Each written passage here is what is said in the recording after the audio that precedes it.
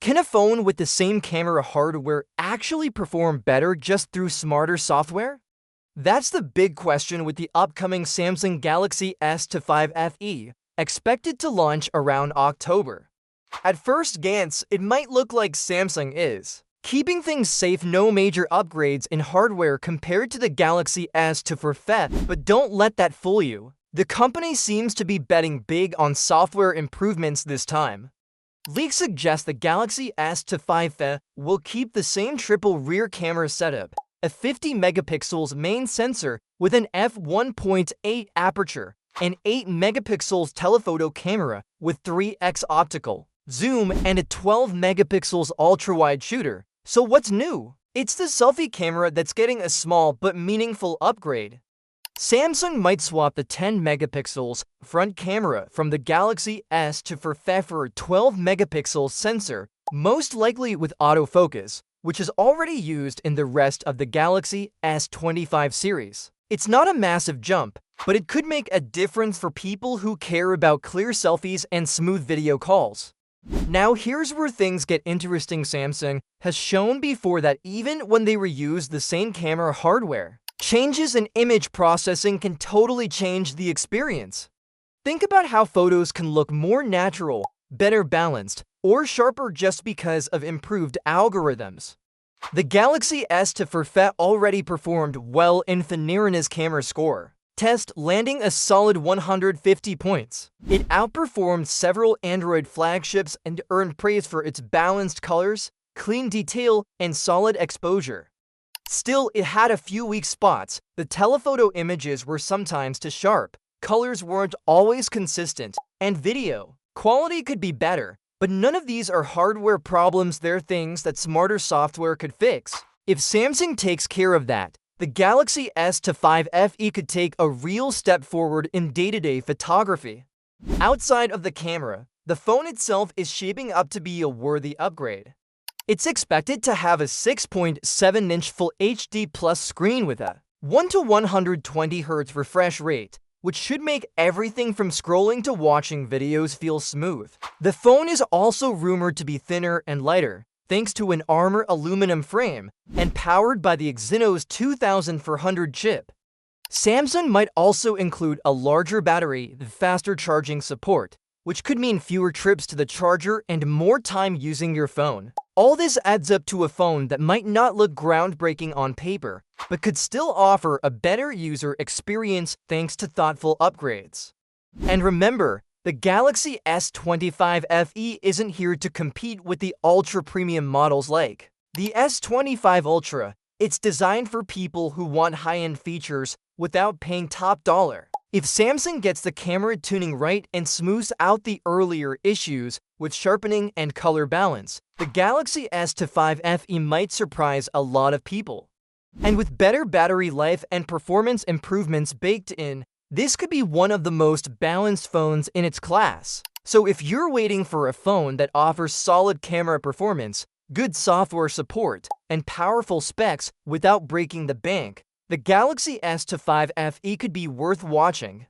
And if you're excited to see how all of this turns out, don't forget to hit the like button and subscribe to our channel.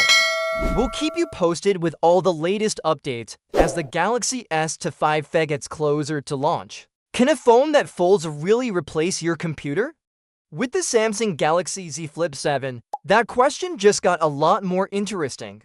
For the first time in the history of the Flip series, Samsung has added Samsung DeX support to a flip phone, and that changes everything. Samsung DeX is a tool that lets you use your phone like a desktop computer, connecting it to a monitor or TV and getting a PC-like experience with multiple windows, a taskbar, and full-size apps. What's even better is that the Galaxy Z Flip 7 supports both wired and wireless DeX, giving users flexibility depending on how they want to use it. At first, people were confused. After the phone launched, users noticed that One UI 8 had changed the quick setting toggle from just DeX to wireless DeX, and the usual auto start when HDMI is connected option was missing. That led many to believe that Samsung had removed support for wired DeX, but that wasn't the case.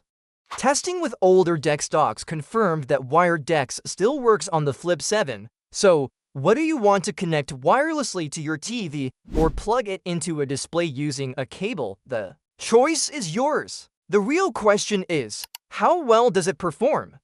Wireless DeX is great for quick tasks, casual browsing, or presentations where you don't want to carry extra cables. But when it comes to more demanding work like editing documents, switching between apps, or anything that needs speed and accuracy, wired DeX is still the better option. It gives faster performance, better responsiveness, and less delay. The Galaxy Z Flip 7 runs on Samsung's Exynos 2500 chip and features a slightly larger body than previous models, which likely helped Samsung overcome previous issues with heat management. Older flip phones didn't get DeX because Samsung said the internal structure couldn't handle the heat. But now, with this newer design, they've finally made it possible. Even though the Flip 7 now includes DeX, it's still not quite as strong as the Galaxy Z Fold 7 when it comes to desktop performance. The Fold 7 was built for multitasking with a larger screen and better cooling. If you're someone who plans to use DeX daily for heavy work, the Fold might still be the better choice. But if you want something compact, stylish, and still capable of running a desktop environment when needed, the Flip 7 now gives you that. It's also important to mention that the Galaxy Z Flip 7 FE, which is a more affordable version of the Flip 7, does not support Samsung DeX at all. So if this feature matters to you, make sure you're getting the full Galaxy Z Flip 7 model. This move from Samsung shows they're finally bringing more power and features to their smaller foldables, and that's a good thing for users who want both convenience and performance. Sure, the Flip 7 won't fully replace a laptop or desktop just yet, but for light tasks or occasional work on a big screen, it's more than capable. And with both wired and wireless options available, it fits easily into different setups, whether you're at home, at the office, or traveling. As foldables continue to evolve, we might soon see even more powerful versions of DeX and better hardware to support it. For now, the Galaxy Z Flip 7 stands out as the most capable flip phone yet. Would you consider using your phone as a mini desktop computer? Let us know in the comments, and if you found this helpful, don't forget to like the video and subscribe to our channel for more tech updates made simple. Is it really an upgrade if most people can't tell the difference? That's the main thought circling after fresh leaks revealed nearly full spec sheets for Google's upcoming Pixel 10 Pro and Pixel 10 Pro XL. If you were hoping for a big change this year, you might be disappointed. These phones look and feel almost like last year's Pixel 9 Pro series with only a few minor tweaks.